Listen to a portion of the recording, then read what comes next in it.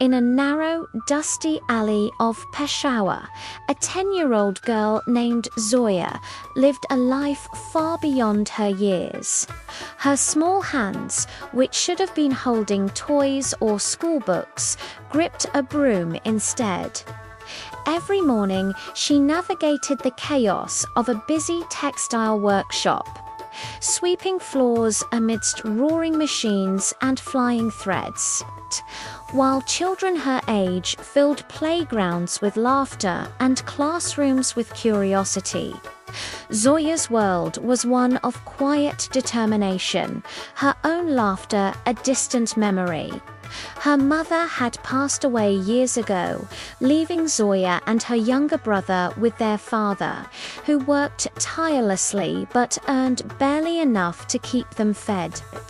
He dreamed of a better life for his children, one filled with education and opportunity. But the harsh reality of survival forced Zoya into the workshop. Every coin she earned was a small victory against hunger, but it came at the cost of her childhood. The hope of playing with friends or learning in school was always a dream for another day.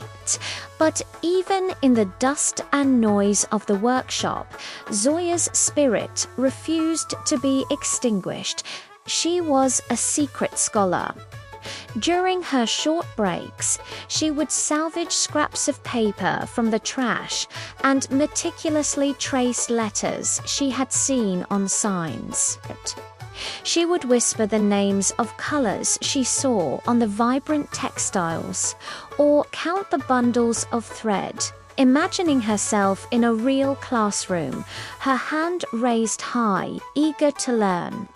Every time she saw children in their neat school uniforms passing by the workshop, a flicker of hope would ignite in her heart, a silent promise to herself that one day she would be one of them.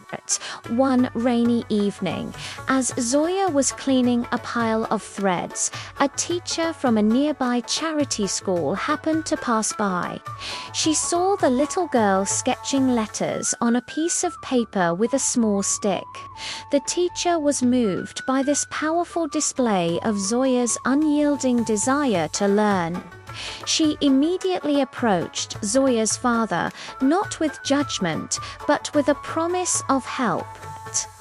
She explained that the school could offer support, not just for Zoya's education, but for the family, to ease the burden that kept her from her dreams.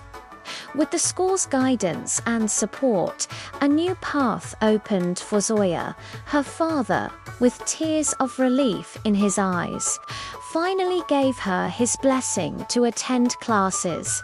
The first day Zoya walked into a classroom was a moment she would never forget.